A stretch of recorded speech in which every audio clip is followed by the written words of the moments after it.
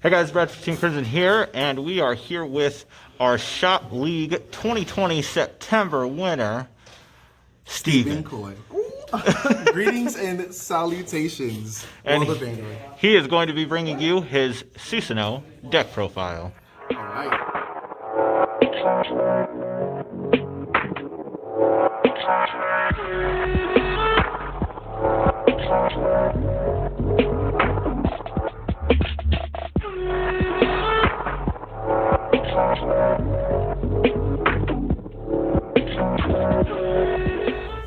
All right, greetings and salutations. My name is Stephen Coy, and I am here to bring you my Susanoo deck profile for the Shop League 2020 September event. Just completed the tournament, went undefeated with this build, and I'm very excited to show you guys what I did with it. To begin, I built this deck as a control variant. I wanted to make it so I can put as many critical swings, damage deny, rearguard swing, all that kind of stuff as much as possible. So let's go ahead and get started on how I did that. Obviously, we're gonna have our Legends Major starter. Gotta have the, I did not speed yet, but we're gonna work on that too. Obviously, we're gonna start with our 4 Susanoos, and I'll move straight into the 4 Amaterasu as well. So just to give you a quick rundown, the goal of this deck is to be revealing cards and stacking them in order to gain criticals and press advantage and draw a lot of cards. Susanoo lets you counterblast and soul blast as an act skill to drive check basically 2 cards and then 3 if there's another grade 3 in soul. It is revealing the cards but activating all triggers, and the reason that matters is because of his sister Amaterasu, which when she is revealed by any skill will banish the top, or bind the top card of the deck rather, to give the Vanguard an additional 10k in a critical. Just that combination alone makes it so Susanoo usually becomes a guarded or die unit, which forces a lot of really big guard out of the opponent's hand and allows me to continue to maintain tempo throughout the game. I'm playing the 8 variant. I did not want to go for the high roll for Evil Are You Riley. I found that this build was a lot more consistent throughout the season, so I decided to stick with this one. Grade 2s, we're going to start with the 4 Ichikishima. When she is revealed from the deck, she binds the top part of the deck similar to Amaterasu to give the Vanguard an additional 10k. This often helps me push over 30k thresholds, and it also makes it so if I'm swinging with Amaterasu's second skill, which lets her discard a card to check top 3, reveal a normal and grab that, and then stack the other 2. Whenever I hit 2 non-triggers, and this is one of them, this lets me dig another card deep to hit the trigger that I'm stacking on top of the deck and blind check the next one for a possible trigger. So this is a very good, obviously necessary for the deck to achieve its reveal win con, but the actual win con is Diviner Yachimata Hiko, this creature. On swing, if I have 5 or more cards in hand, I counterblast 1 and reveal the top card of my deck. My opponent can only guard with whatever type of unit I revealed. This is the deck finisher. This guy is not a joke. I often stack all of the triggers I get from Susanoo onto Yachimata Hiko, and there's always a sideline threat that has an additional critical when they're considering guard for Sus after I've been pressuring them all game with no counterblast to play off of.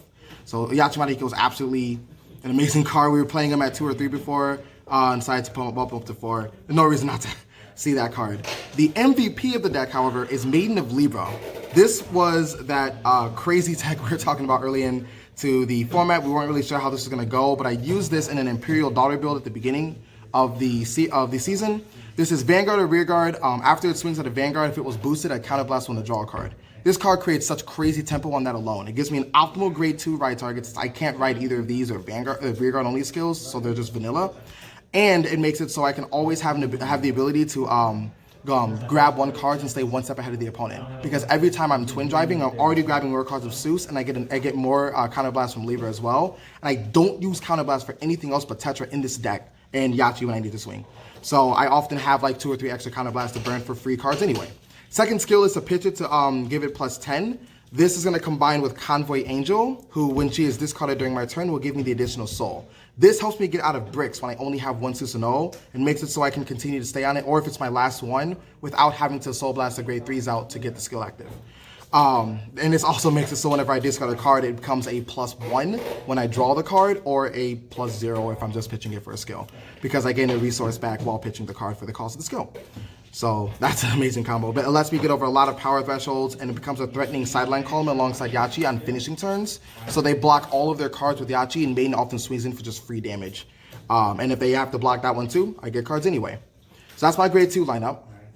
For grade 1s, We are going to start with Divine Sword of Mena Murakumo. This is our grade 3 searcher, and it gets the +5 permanently during my turn if I've revealed a card at least once during that turn. So this is going to help me search for obviously my Susanoo, but more importantly my Amaterasu during the mid portion of the game, because it reveals the card. So I literally check top 5, shuffle up, and then grab a critical for no reason while having a filtering unit. Absolutely nuts. Great card. I play 3 Oracle Guardian Gemini. I decided to go for the third one because this deck sits on the Seuss quite a bit. I have to dig usually to find more, but because of the fact that I didn't want to make it so I have to see it, like Imperial Daughter, you have to see Imperial for you to continue to apply pressure. I wanted to have more ways of making so I can keep using the skill, so I bumped it up to 3. I'm also playing 3 Tetra Mages. I don't need 4. There's not been a situation where I've ever... I used to play 4 for the large duration of format. This was just a unit that I usually just call to board. It burns a counterblast to draw a card and stack a critical.